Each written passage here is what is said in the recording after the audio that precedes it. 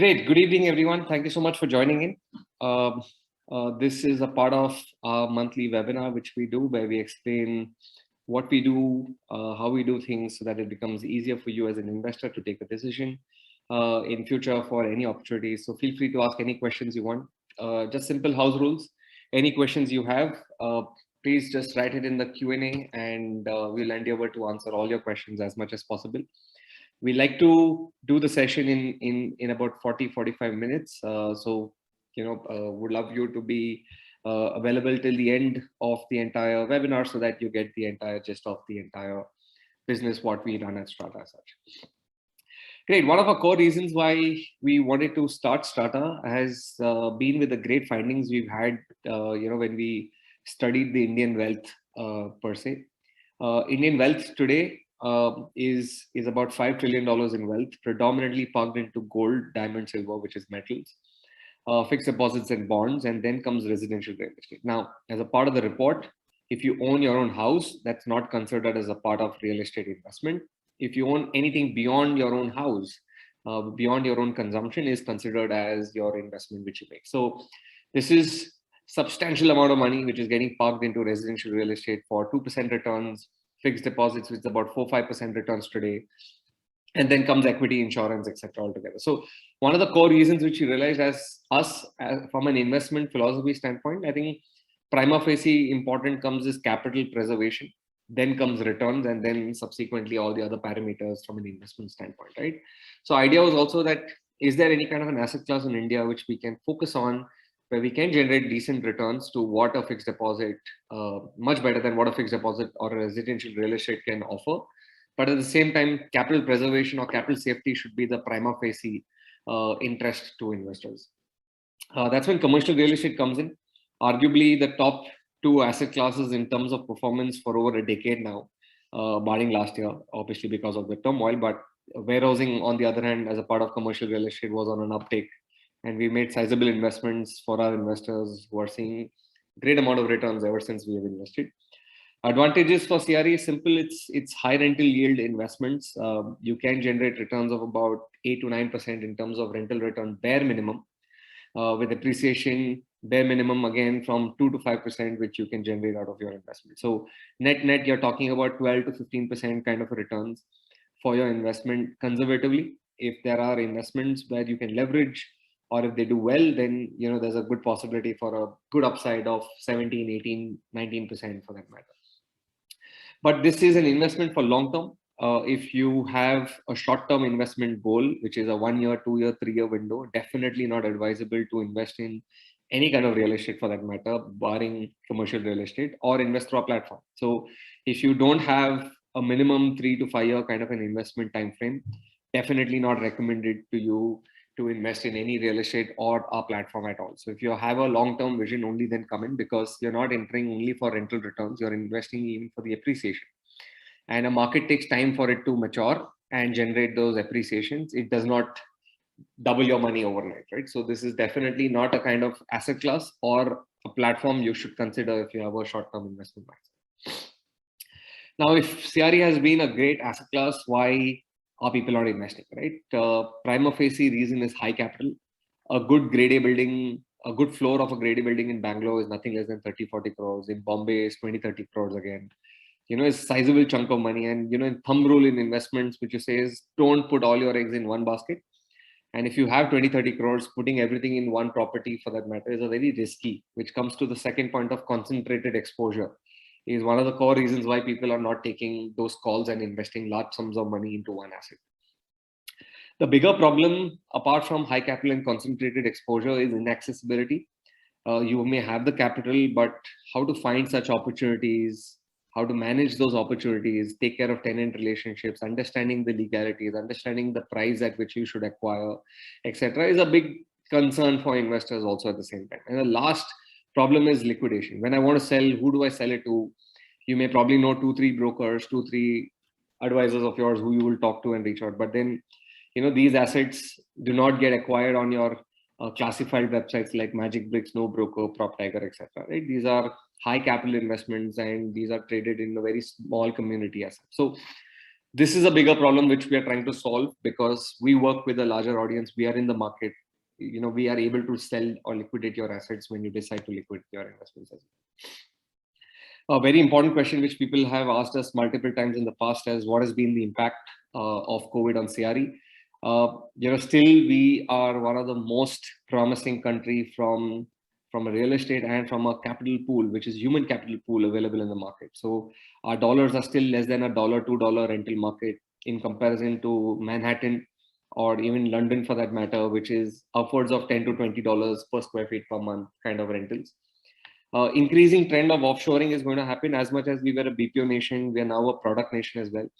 Large companies are setting up their global capacity centers or global innovation centers, as they call it, in India, and because of the kind of talent pool again at the same time, right? So that is again a very, very important parameter where you will continue seeing a lot of demand coming into India.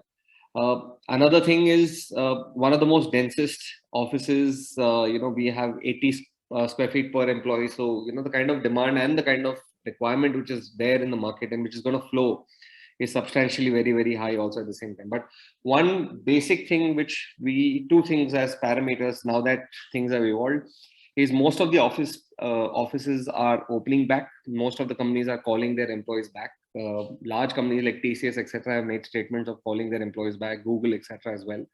Google, in fact, just invested $2 billion and acquired an office as well. So clearly, you can understand these guys are wanting everyone back. And there's a lot of culture issues. Spoken to a lot of our investors who run these large tech companies. A lot of culture issues, a lot of communication, team building, etc., has been a big problem. Why they would definitely not go 100% remote and would continue running a hybrid model, which means office-based demand is always going to be there and it's not going to die down at all for that matter. On the other hand, from a warehousing and industrial standpoint, I think it's the biggest boom period for both these things. In fact, there are articles of Flipkart and Amazon hiring close to about 50,000, 1 lakh people just before the Diwali season, right? So you can imagine the kind of demand which is happening. Flipkart, as I heard, has hired 130 plus celebrities for the Big Billion sale, for the ad promotions, etc., right? So from vernacular to national, lots of things. So e-commerce demand, warehousing demand is going to keep driving up. As much as we are a consumer country, a lot of demand for consumption has also gone up substantially, especially because of the pandemic. People obviously have a lot of savings, which is driving the stock market up, but also at the same time is driving consumption in a big way. And that is, we are seeing early uptakes where most of the factories are right now out capacitated to what it is, which leads to a lot of industrial development. At the same time, we made good industrial investments for long-term leases with great tenants. So we're seeing a lot of activity in that segment, and we'll continue to keep investing and have a balanced portfolio for our investors for office and warehousing industrial also at the same time. So we are a platform which allows or enables rather commercial real estate investment. So you can sit at home, you can enjoy a holiday. We would do all your running around, legal vetting, etc., for an asset. We give you all that information so that you can decide if this is an investment opportunity you would like to make, and then you take a call. So no compulsion that you have to invest in all properties. Completely choices in your hand, which asset you want to invest, and accordingly you can decide and how much also at the same time. Although we always advise, please diversify your investment. If you have a crore, deploy across 2 or 3 assets or 4 assets with us. Don't put the entire 1 crore in one asset unless you're doubly sure about the asset, the tenant, the market, etc. It's a sure shot winner, then please go ahead. Otherwise, we always advise you to diversify, because one thing which is there is, let's say pandemic as an example, and you had all your investments in a travel company as your tenant. Obviously, they went into all kind of soups because of that 1 year lull period. Obviously, it's bounced back in a bigger way altogether. We don't have rooms available in resorts today. But having said that, you don't want in complete concentration. So we advise investors to deploy capital across multiple assets, multiple asset classes, multiple micro markets, multiple tenant industries. So that is also very, very important. It can be in the same building, you are owning 4 floors with us, but 4 different tenants is a great investment which you can consider instead of putting everything in one tenant, one floor itself altogether, right? So advice is to diversify, and that's what our platform is enabling, which ideally didn't exist earlier. So we are currently at about 472 crores in terms of AUM with our latest acquisition of Jaipur, which we recently concluded. Close to about 12,000 plus investors on our platform, but about 1,200 to 1,400 have invested to our platform till date. with a good healthy repeat of close to about 12 to 15%. So it's simple for you as an investor. Minimum is 25 lakhs from an investment time frame for you. Whenever we present an opportunity, from the time you decide to invest to where you will actually have to deploy your capital will be in a span of 10 to 14 days. So if you know that you have that kind of liquidity to deploy in a short duration is when you would do. Otherwise, there's always a next property where you can deploy that capital. We track everything on your behalf, and I'll show you a little glimpses of how the dashboard, etc., would work, so that you get an idea what all you are able to track very proactively, and then we manage your entire assets on your behalf, and then help you liquidate the investments in future. Now, people who want to liquidate in between, please understand you might not always get the best property value of your investment as an exit, which is why it's always recommended to stick around for long term, where you are seeing that capital value generated for yourself also at the same time. Please don't invest only for rental returns, invest for capital appreciation, and come with a 5-year mindset, or 100% not recommended for you to invest through our platform, no matter what. Now, how we choose property is very important, and again, any of your questions you have on this, I'll be happy to answer. But a stringent process which we follow from a location standpoint. What are the kind of superior advantages this location have? What is the kind of office space requirement? What is the kind of inventory which exists? How the inventory has grown over the years from a business standpoint? And who are the kind of tenants in this entire property altogether, right? So the gentry of the tenants itself, you can understand what kind of a building it is, or what are the kind of neighbors who you have also at the same time. Then comes asset due diligence. We proactively look at doing a due diligence. Good thing about asset due diligence, comparatively life is easier because these are grade A assets leased by grade A clients. So 3 layers of due diligence is done before our 4th layer of due diligence comes. First, when the landlord or the developer is acquiring from the landlord, he does good amount of due diligence. Most of the developers borrow money from a bank or a fund, whatever, who will give them debt. They do their due diligence. Then the tenant comes and does his own due diligence, and then we come in and do our due diligence. Right? So good amount of due diligence is already done, which gives us a lot of comfort, and we are able to move faster on these transactions. But having said that, we follow our entire process and protocol of taking care of that, and all those documents are provided to you before you decide to invest. So legal opinion, our lawyers are Cyril Amarchand, Jay Sagar, or Trilegal we work with. So you get access to that legal opinion report before you decide to invest. So we always advise investors, read it, understand, ask us any questions. We are very happy to answer all your questions, and then comes a very important aspect, is tenant research, right? We are not investing in just the asset for that matter. We are investing for rental returns, and we need to be sure if the tenant has a capability to keep paying rents. So doing a thorough balance sheet research, what are the other properties the tenant has taken, at what rates have they taken, what are the rates at which we are there, how competitive it is, or how premium it is also, etc. We do those things because at the end of the day, we want stability. We want tenants to be there in our properties for a long term. And ensure stability of revenues keep coming for our investors in their investments. And then we do an in-depth financial, where we do an Excel sheet. We play around and understand at what different growth rates, what kind of IRR returns we can make out of our investments proactively. So we have an exclusive data partnership with this company called PropStack, and I'll show you some glimpses of what PropStack is a little later. So again, like I said, it's a completely online process. We're bringing a huge customer behavioral change itself, where when you could buy stocks online, gold online, mutual funds online, we are trying to bring a revolutionary change of buying real estate online as well. So entire process is completely online. Whenever you like an opportunity, you need to first do your KYC on a platform. If you don't do KYC, you don't get opportunity to invest on a platform. So once your KYC is done, then you like any opportunity, you sign up. We issue an expression of interest and we send it to you. We create a virtual account for you, so you transfer your money only to that unique virtual account which is created for you, which goes directly to the escrow account.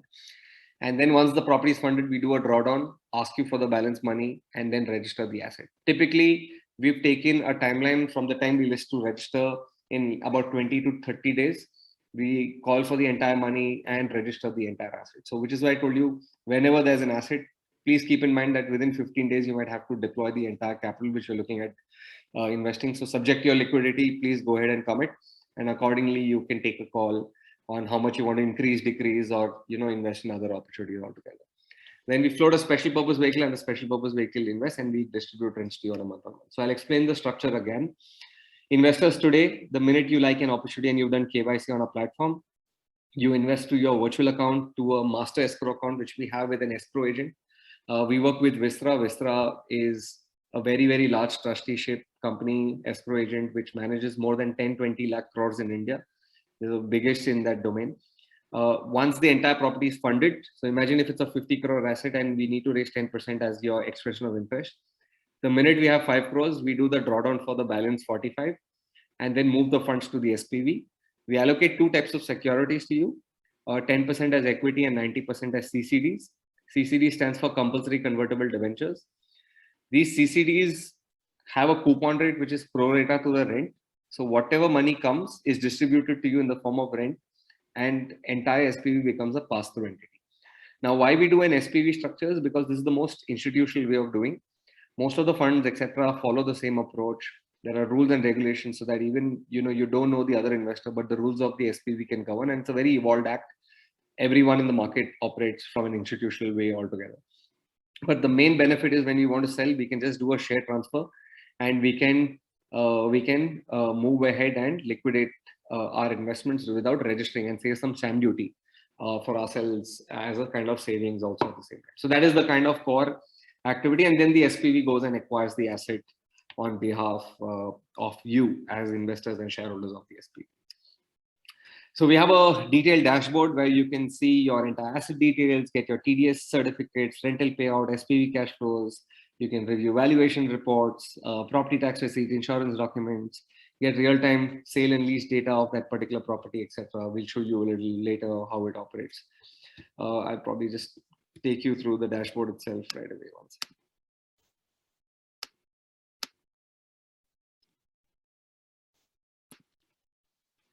So this is your dashboard, which you get as an investor.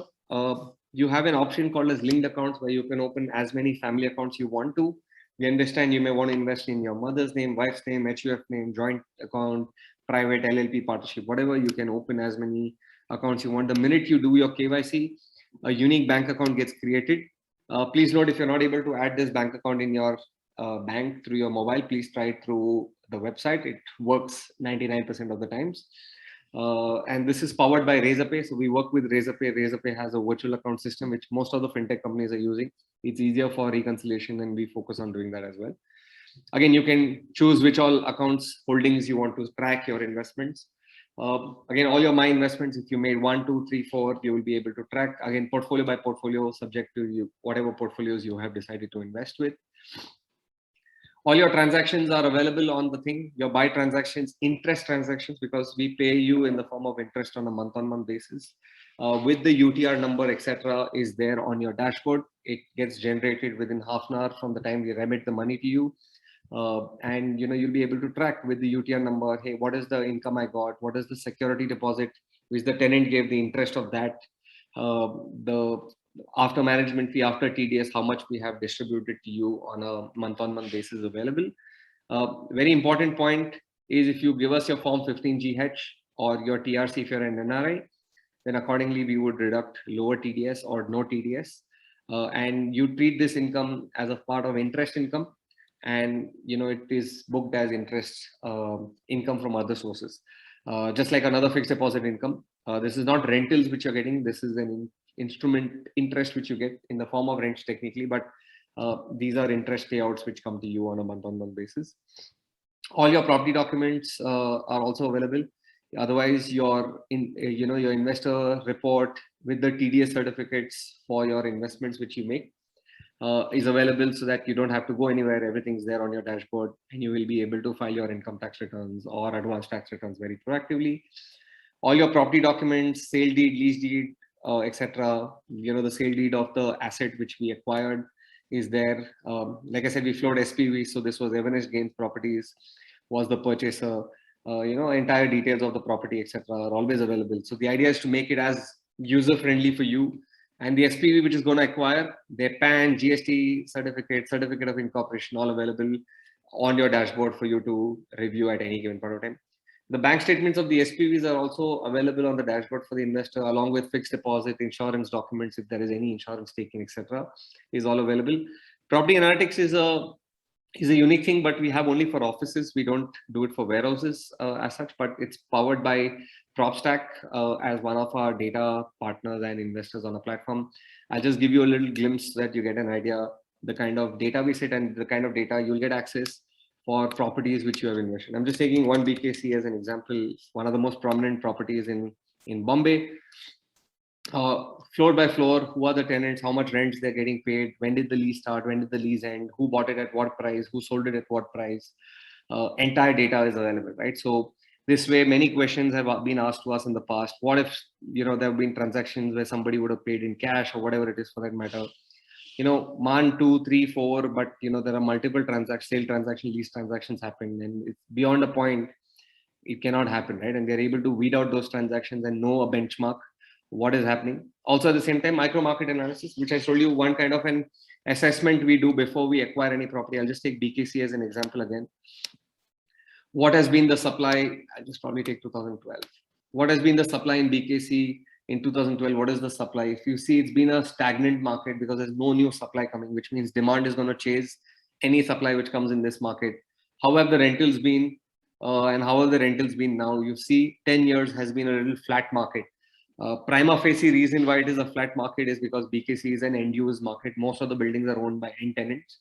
Kotak Mahindra Bank, SEBI, all these guys, ILFS, etc., all own their properties. ICICI Bank, etc., all own. So that's why the rentals are stagnant that way. But rentals typically are in about 250, 260 rupees for that particular market, right? But these are kind of assessment analysis which we are able to do before we deploy capital, and we give you access to this information on your property analytics section for office transactions so that you're there. Because warehousing also we have information, but we don't proactively do because the specifications are different and you can't do an apple to apple comparison, vice versa, what you're able to do for an office transaction. Otherwise, whenever you have any queries, you have your investment manager dedicated to you. You can set up a call for a property, reason the time slots which is available, and he will call you in case he's not available immediately for you as well. So this is the dashboard which is there. We are working on enhancing features which we'll be rolling out in this quarter. Multiple other additional features which we have worked upon and we'll be sharing rolling out. So what all we handle as a part of management fee which we charge. Property tours. We are doing a property tour for all our investors who invested in the Avigna Industrial Park. We own close to about 1.7 million square feet, 17 lakh square feet of warehousing space. So we're doing a property tour for all our investors now, next week, where they can come and see the entire property. Otherwise, because of pandemic, we stopped doing property tours. Handle lease negotiation, handle tenancy management, half-yearly valuation report. We've taken for a couple of our assets in the previous year. For all our assets, we are taking now. So we do only in 2 windows, April and October window, where we give you valuation report from JLL, who are our partners for getting you valuations. Apart from that, the dashboard, entire rent collection distribution, in case the tenant leaves, identifying another tenant, etc., is all services which we handle on your behalf. Now, very important question is, how do you exit your investments? Now, this is illiquid. This is real estate. This is not gold. It's not fixed deposit. You can liquidate your investment tomorrow morning. It takes time. And all the nuances, what you'll have in your real estate investment is similar to what it is you will have over here. Just that you have an asset manager who knows the entire asset, has a great relationship with tenant, is on the ground and can do a far better job. Vice versa, you doing alone for that matter, right? So one of the best ways is an asset sale itself, where the entire asset would be sold for the investors. This we do at the end of 3rd year. And every year after that, we ask for our investors if they want us to liquidate the entire property. So it's your asset. So you decide, complete control is in your hands. If you want to stay in the property or you want to liquidate your entire portfolio. If you do decide to liquidate, then we go out in the market and help you liquidate the entire thing. Private transaction is where if you know your friends, families, etc., who are keen to acquire your holdings, it's a simple share transfer. It happens in an hour's time itself, completely online again, where the entire transaction happens. We have a resale platform, which we opened via the dedicated window. It'll be opening in Diwali, right after Diwali as such, where one can look at liquidating their investments at a small discount. The idea is to incentivize somebody to come in and invest into any kind of secondary option. So we facilitated close to about 16 people till date in terms of secondaries because of the third wave. Because of the second wave, there were a lot of investors who were requiring liquidity, and obviously we could have done that for them very proactively as such. Now, who all can invest through our platform? Anyone and everyone. We are just not accepting money from FDI today and from trusts, but whether you're an NRI, you can invest from your NRE or NRO account. We distribute rents to your NRO account on a month-on-month basis, and every other kind of company or LLP partnership can invest with us. So minimum is 25 lakhs on our platform. Although our average of our platform today is close to about 40-45 lakhs. That's what it is right now. Recommended time frame is about 3 to 5 years. Like I said, in fact, 5 years is what you should have as a minimum investment time frame. If you don't have, 100% not recommended. I'm reiterating again because you will not maximize your wealth if you don't stay long in your assets. So it's very important for you to stick around longer. Otherwise, you're investing for just rental returns, which is just not worth it. Average rental returns are about 8 to 12% through the platform, and the IRRs you can expect is in the range of about 10 to 16% conservatively, which is rent plus appreciation collectively put together. So taxation is a very important point for investors. Whatever we distribute, we pay you in the form of interest. So it's going to be taxable. We deduct your TDS, and it's going to be taxable at your marginal rate of tax. And it's going to be treated in your income from other sources. But however, any sale proceeds which you get on exit, you can take long-term capital gain benefit if you hold on for 2 years bare minimum, along with indexation benefit. So indexation is about 4-5%, and if your appreciation is also 4-5, technically you will not be paying any taxes on your appreciation itself. Likewise, if you give us your form 15GH, we will not deduct your TDS for you very proactively. I'll just take a minute and show you an Excel sheet so that you get an idea of one of our opportunities. It's a very standard Excel sheet which we operate so that investors are well aware of how the entire cycle works. This is a window where you can decide to invest what you want. I'm just putting 1 crore for that matter. You feel 5% is what this property can appreciate for you. Great. Otherwise, we have a table at 3, 5, 7, 10, 12%, what kind of IRR returns you'll be making post taxes also at the same time. You can take indexation benefit at 5%. If you do at 5%, there's no taxes at all. But if you do 4, where your property is appreciating at 5%, you will incur capital gains tax. And this is the tax you'll be paying at the end of the tenure for your investment. So for a gain of 31 lakhs, you'll end up paying 1.8 lakh rupee tax, which is substantially about 2-3% at max from a tax standpoint as well. Again, exit year. This was a 10-year lease period and an 8-year lock-in with this particular opportunity. You say, no, I'm looking at a 5-year window. What is my IRR after 5 years post-tax at 5%? If you say, no, I think it can go up to 7, automatically the IRR gets calculated, your profit gets calculated. Post-taxes is calculated after capital gains tax accordingly. In case our CII is at 5%, accordingly, your taxes and your coupon rates will differ, right? So this has been made very proactively, very, very simple so that you understand. Now, one very important point, which is there is many platforms, many funds have always charged you, and there's a very finer tune for you to understand. They would charge you at a performance fee of 20% beyond a 8% IRR. Now, IRR typically means rent plus appreciation altogether, which means if you hit a 14% IRR, which means out of the 6% which you made more, they will take 20% of that additionally and go. We have changed the entire game of real estate investments in a way where we said if you've not hit an 8% capital appreciation, we will not charge you any fee, right? So till 8, nothing. But the minute you charge, you get more than 8, which is 9%, we take home for your return of only sale, which is 1 crore 46 lakhs, we take 1,38,000 as a fee. However, the market, on the other hand, would end up taking close to about 10 lakh rupees as your fee. So please remember reading the finer tune documents of any of these funds or other platforms, what IRR is and what CAGR is. We charge only on CAGR, which is compounded annual growth of your investments, whereas everybody else in the market charges at IRR, which is any return you make over and above 8%, which is rent or appreciation, they'll take home 20%. So it's very important for you to read those finer tune documents before you decide to invest through any platform. Great, so this is how we wanted to explain you. Investments for NRIs, you can invest from your NRE or NRO accounts.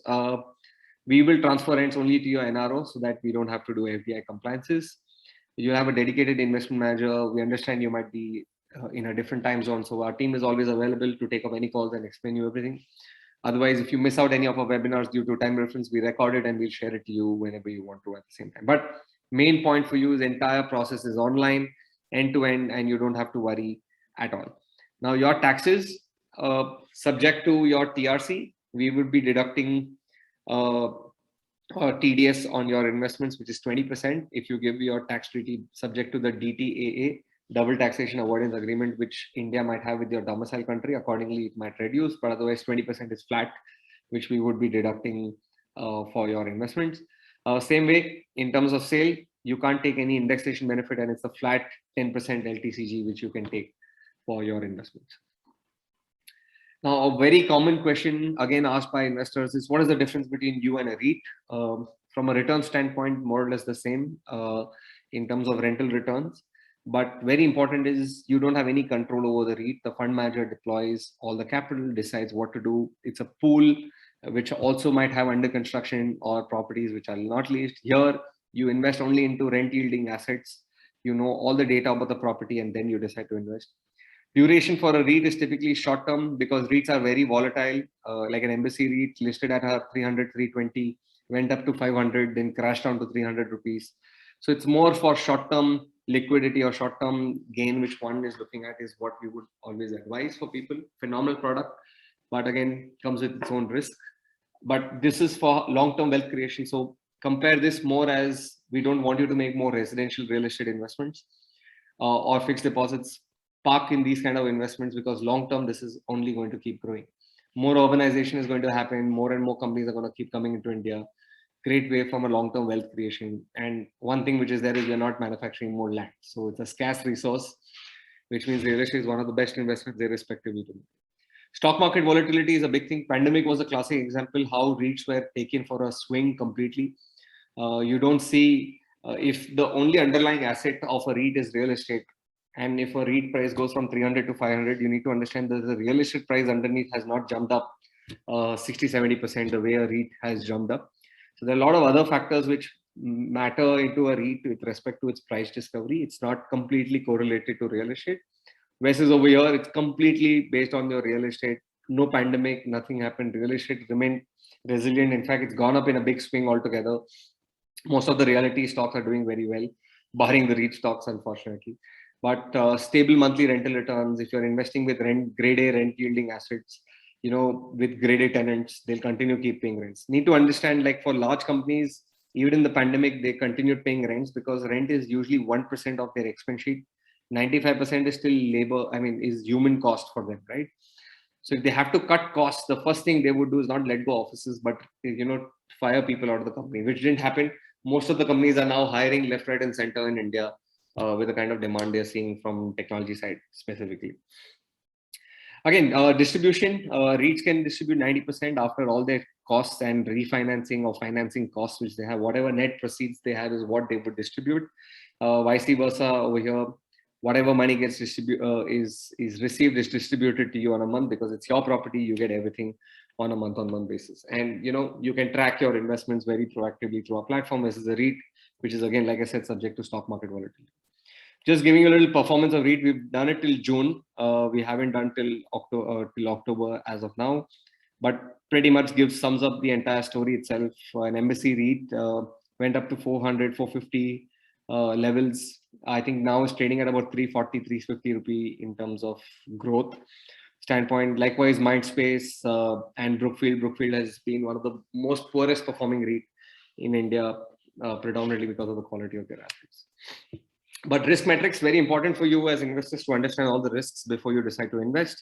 Loss of capital risk is low because you're investing into a developed property at the same time. So legal more or less is clear in most of these assets. You're generating rental income because these are pre-leased assets, and ownership is with the asset, with the SPV itself. So your money is not going anywhere. You have no chance of losing capital at this point. Lack of liquidity. Yes, this is real estate. This comes with its own liquidity challenges, so which is why we recommend investors with a minimum 3 to 5 year kind of an investment, and we work on multiple exit mechanisms for you to exit. Risk associated with real estate purchase low. Again, like I said, multiple layers of due diligence is done. We work with the reputed law firms. We take care of the public notice and multiple other things before we acquire a property. Tenant leaving a property is medium. During the lock-in, the tenant cannot leave, but post lock-in, we cannot hold a tenant to stick in the property. But having said that, this is where we come in. We don't charge you management fee if there's no tenant. We work towards identifying another tenant, lease the asset, and ensure regular rental returns comes. But do not expect your tenant to stick around forever. During the lock-in, you can always we can ensure you that he will stick around. But post that, it's a tenant's call if he wants to stay, continue, or leave the property elsewhere, go elsewhere. Whatever it is, it's completely the call of the tenant. So just about us, we have deployed close to about 472 crores right now in terms of AUM. These are the kind of tenants we have with Swiss Bank, Randox, which is a major UK-based company, Capgemini, Wakefit, which is a large mattress manufacturing company, Microplastics, a warehouse, a factory which we recently acquired, have close to about 1.8 million square feet of office and warehousing space under our management. With Jaipur, it's going to be about 1.9 million square feet, which is 19 lakh square feet of space, which we manage for our investors like you who will deploy capital and we keep buying on your behalf. Most of our investors are CXOs. We have a good NRI base. Professionals like CA, lawyers, doctors also form a huge chunk. Multiple partners of Big Fours have participated and invest, and family offices and business owners who wish. So close to about 1100, 1200 investors have invested to our platform till date. As such, just our last opportunities, which we funded, the Jaipur one, we recently concluded industrial opportunity of 55, 58, 64 crores. Where we have Microplastics, Wakefit, properties in Bombay, in Hyderabad, where we have Swiss Bank as a tenant, are all assets which we have acquired or manage on behalf of our clients through our managed asset portfolio. Just about our team. So I and Priyanka started the company. I'm a lawyer by profession and education. Been a part of private equity prior to this. Priyanka was a part of D Shaw, a hedge funding company, and was a part of the real estate team at WeWork. Nihar heads our investments, comes from Piramal HSBC, understands real estate investments proactively. Praveen leads acquisitions, comes from all these IPCs and Aditya Birla as a background, and all the other team proactively who have either fund management or real estate background or experience in terms of deploying or managing assets. And that's pretty much our entire team. As such, we are close to about a 38-member team today. There's just core leadership, which we are showing you right now. So we have cumulatively raised about $7.5 million in terms of our investments in our company.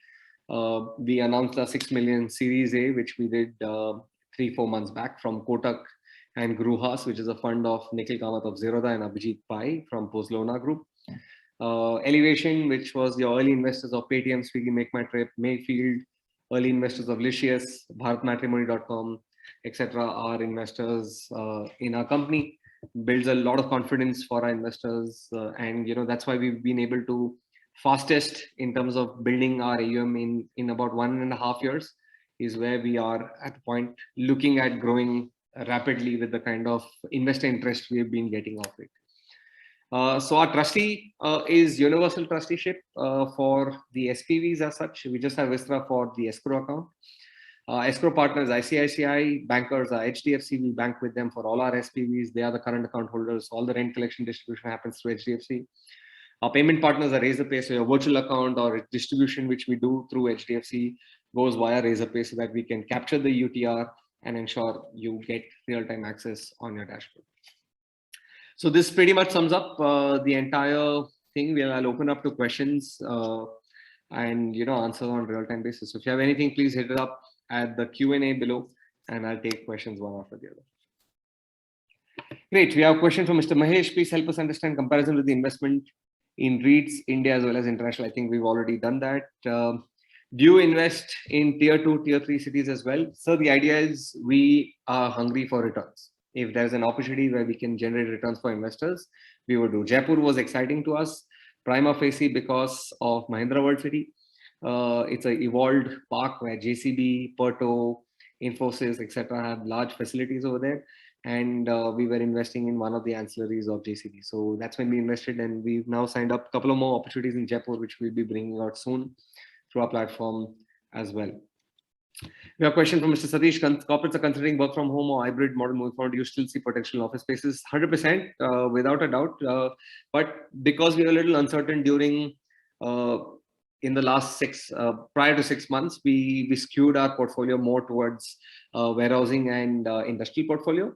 That was the idea. But having said that, now that we are seeing a lot of traction, most of the offices coming back, lock-ins, leasing happening in a big way. I think Bangalore just last month leased close to about 50 lakh square feet of office, including renewals, right? So it's tremendous amount of numbers which we're seeing. So we're definitely seeing companies coming back.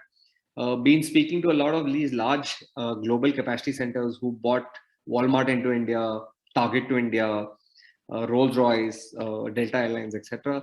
There are more than about 15, 20 companies who are wanting to set up their innovation centers in India. I think pandemic has allowed investors or companies to be more tech friendly, and adoption to technology has been very, very easy from a consumer standpoint as well. So focus on technology investments has become very high. Why you'll see a lot of office requirement coming up in India very proactively. Bangalore would lead the way, Hyderabad would follow, Pune, Chennai, and Gurgaon would be the third in terms of order of preferences, what most of the companies have to do. We have a question from Mr. Harshit. Can you throw a bit of light on your current Jaipur opportunity and your credibility? I don't know what light I can throw, but Jaipur opportunity is now funded. We are going to acquire the asset next week, post the Shraddh. Most of our investors didn't want us to acquire during the Shraddh window. So we value their sentiments, and we're going to do our acquisition on 7th or 8th. That is the idea. In terms of credibility, we're backed by large investors. We have a track record to show. We've deployed 472 crores odd, and rentals have been paid to all the investors. It's all on public information. Happy to share whatever you need off record. Offline, sorry. We have a question from Mr. Kapil. Rental yield is better in office or warehousing or manufacturing? So I would say rental yields are better in warehousing and industrial. They go side by side, about 8 to 9.5%. Offices come at about 7.5 to 8.5%. But need to understand a warehousing or an industrial client might be sensitive to rents, whereas an office space might not. So your chances of appreciation in office is higher than your industrial. But if you see at a larger scheme of things, both would give you same returns and would be in the range of 12 to 15%. So it honestly doesn't make a difference at all where you invest, unless like office spaces, why it can grow up substantially high sometimes is if a metro gets announced tomorrow morning, which comes right outside your facility, you'll see a massive upside. Whereas industrial manufacturing is a long haul thing because these are outside the city and these would take time for it to appreciate the way your office can go. But in tandem, if you see, and we've been in the industry for over 10 years now, both more or less make the same returns on a long term. We have a question from Mr. Suresh. How can we assure better rental value and its growth at post-COVID? What are your thoughts on the impact on COVID and things? I think we've answered this question, but rentals are going to go up. Prima facie, like I said, most of the tenants have not given up their office spaces, the large ones. We're not bothered about small companies anyway because we don't look at acquiring. Like if I have to take Bangalore, your Koramangala Indiranagar is empty, but your outer ring road is still full. And your Koramangala and Indiranagar properties either don't have compliance, don't have OC, and these are not the kind of tenants we'll want to go after anyway. Right? So we look at grade A tenants who are in grade A parks or industrial parks also at the same time. So we don't see that happening. Multiple conversations going on with multiple companies of social distancing norms, etc., where they're looking at increasing their office take requirement because of distances, etc., and multiple other things, right? So I definitely don't see, and in fact, I think the biggest bull run for real estate is going to start starting from residential and will continue to commercial because it goes in tandem. So most of the developers today are acquiring lands left, right, and center, predominantly because they're going to see interest rates coming down more and more, and government's infusement of money in India has to happen only through infrastructure or real estate altogether, right? So the largest employment generators and capital infusers in the economy as well. So you'll see real estate climbing up to a larger stage to what it is today, gives room for more organized players. So individual small developers would ideally die down or might not do very well, but organized players, their golden moment is here for them to keep scaling up. We have a question from Mr. Kapil. What are the possible risks? I think we've already answered all the risks. We have a question from Mr. Harshit. Would we go on a property tour for Jaipur if we invest? So we're not taking any investment opportunities in Jaipur. It's already done. We didn't do any property tours right now. We're doing it very cautiously because of pandemic, etc. But yeah, we would soon be organizing for our Hosur facilities, which investors have invested 2 weeks from now. So there'll be an emailer which will be going on to all the investors and they can go and see the assets. So if you've invested in our factories and facilities, you'll have access to come see it. We have a question from Mr. Kapil. When does a mandatory liquidation happen? Example, I need to know if I'm investing today. When will the realization of capital gains to plan for future personal milestone? I would say typically 4 to 5 years as an average. But again, asset to asset things may differ. We typically do in most of our webinars advise what is the exit horizon which we should look at for this particular asset. See, end of the day, we are advisors. We come to you, we give you all the information and tell you, hey, this might perhaps be the right time for us to exit this particular opportunity and look at deploying elsewhere, because most of the markets also have their ups and downs, and it's great for us to and exit at the ups rather than the downs also, right? So we will keep advising you from time to time, but the decision is in your hands. But typically 4 to 5 years minimum is what you should have your investment mindset for capital gains realization also. We have a question, Mr. PK. What are the charges? Tata Levi's, we charge a 1% management fee and 20% performance on 8% CAGR and not 8% IRR. Please read through these final documents in any other investments you make. This is where many investors get ripped off and they don't realize what they got into. We have a question, Mr. Harshit. Do debentures get converted to equity? If so, when? We have a 10-year window. CCDs come with a 10-year life cycle as per law, and we can always reissue another set of CCDs for a smaller amount to ensure that the coupon rates can substantiate the rental. So the whole idea of doing the structures to ensure it becomes a pass-through entity and we distribute the rent to you on a month-on-month basis. Great. We have a question from Mr. Ajay. Under normal cycle, who will be the buyer, and what if some of the investors who do not want to sell after a lease period of 3 to 5 years and some who want to exit? So we work for majority. If 3/4 tell us sell, we sell. If 1/4 are the ones who are saying they want to sell, then we don't sell, because the investors take a decision proactively at the same time.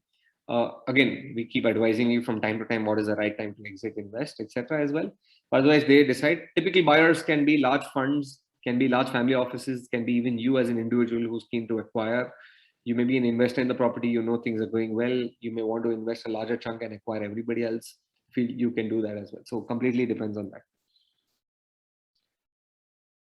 We have a question. What is the possibility that buyer is not available after lease period? 100% good possibility. In fact, there might not be a buyer after the lock-in itself, right? Because if the lock-in is over, you would not invest.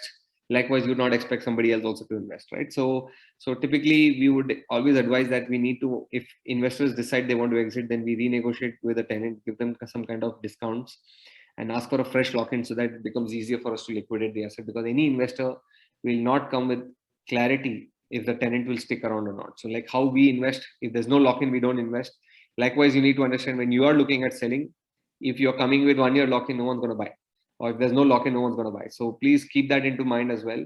And accordingly, deployment happens or exit happens, because you need to think as a buyer, when you're selling, what will a buyer look at? What are the terms he would look at? And you will need to work on those terms to offer it to them, and then you'll be able to liquidate.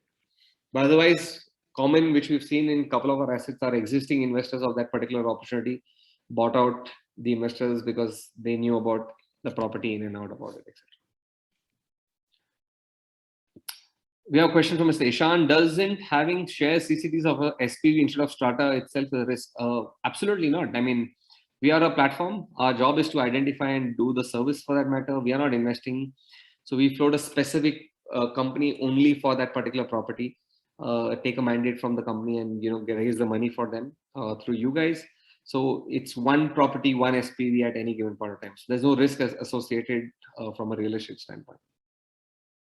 We have a question, Mr. Tarun Nair. What is the region-wise distribution of properties under your portfolio? Most of our properties are in Bangalore. We're based out of Bangalore, so we've been skewed to that. We have one property in Hyderabad, we have one in Chennai, we have one in Bangalore, and we have one in Jaipur. All the other properties are in Bangalore today in our portfolio, which is about close to about 6 or 7 odd. Great. We have a question from Mr. Ramesh. As 90% is allocated to CCDs, will the rental yield be pro rata to CCD alone? Yes. So if you're generating, say, 9% and I have to distribute at 90%, then effectively I'll be doing at 9.8% so that, all the money gets distributed to you. So it's just a pro rata math which we do to ensure everything gets paid off to you. We have a question from Mr. Loganathan. As you said, you're investing in developed property. So what is the purpose of investment going to be used? So you're investing and acquiring the property which is either developed or there's a build to suit with a tenant. So the money is going to be used to pay the seller or the developer for developing it for you, or the seller who's liquidating his investment, right? So that's how it will happen. How does the SPV work? While most of the important decisions are taken by the investors and by shareholders resolution, what about day-to-day operations, etc., coupon rate changes? So coupon rate changes we handle. Our board has the right to keep doing. We have independent directors. They'll keep taking care of. It's a trivial thing. The idea is to ensure everything gets distributed to you. But three core decisions, which is important. 100% shareholders approval required if you want to leverage the asset or mortgage the asset, which means as a shareholder, you need to sign. Only then I can go ahead and do it, and will not be able to mortgage. So you can stay rest assured that no mortgaging of your asset happens. Your property documents are maintained with custodians, universal trusteeship. So again, all those things, if you want to go review those documents, give us a 2-day heads up. We'll organize a visit where you can review those property documents physically if you want to as well. Second, with respect to leasing, if we are there, we take a call. Otherwise, 51% shareholders approval, and we go ahead and lease the asset. We give you access to sale and lease data, so you will be well aware of what are the rents which are going around and what rents we are leasing the asset in future. Third, with respect to sale, 3/4 majority approval. The minute we get 3/4 majority, we go ahead and liquidate the investments. We have a question from Mr. Gerald, with Mr. Suresh. Any plans to acquire open lands? Thought it might, though it won't provide rental yield, but may come with high appreciation. Honestly, today our idea is to create an alternative fixed income product. We want to go only after rent yielding assets, and completely with you. Lands are a scarce resource, and lands today are cheaper than lands tomorrow. We should invest in lands proactively, but as a platform, we want to create a rental income or a passive income for investors, and we're very focused right now today to create a book of only rent yielding assets. Maybe once we cross 4,000-5,000 crores in AUM, if there's some opportunity deals which we get, we will come to our platform and allow investors to invest in pure lands as well. But remember, land is far more illiquid as an investment, so it requires a different appetite, and we'll want to understand our investors better before we bring such opportunities to our platform.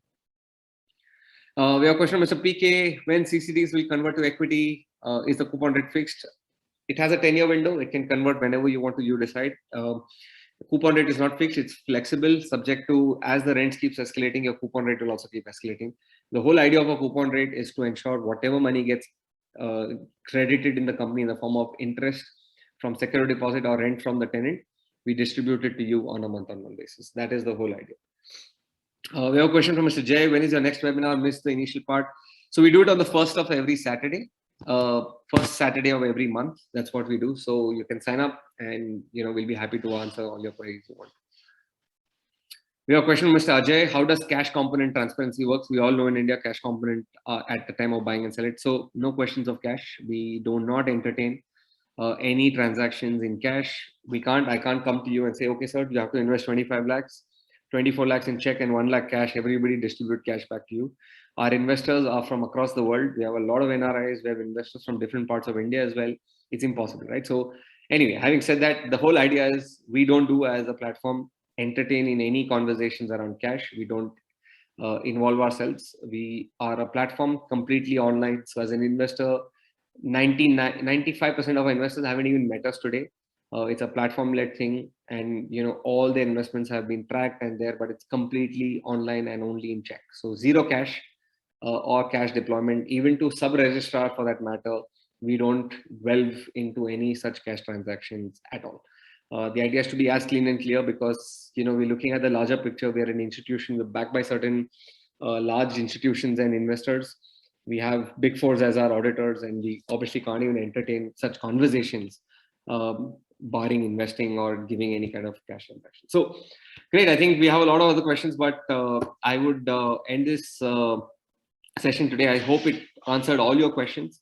The whole idea is we'll be rolling out our opportunity very soon, most likely next week. So if your investor is keen, please, I would urge you to do your KYC and keep it ready so that whenever there's an opportunity, you can say a yes or no. But otherwise, if you still have any further questions, reach out to your dedicated manager, and you can get all your questions answered very proactively. Thank you so much, everyone. Thank you for joining in. I hope you have a great weekend.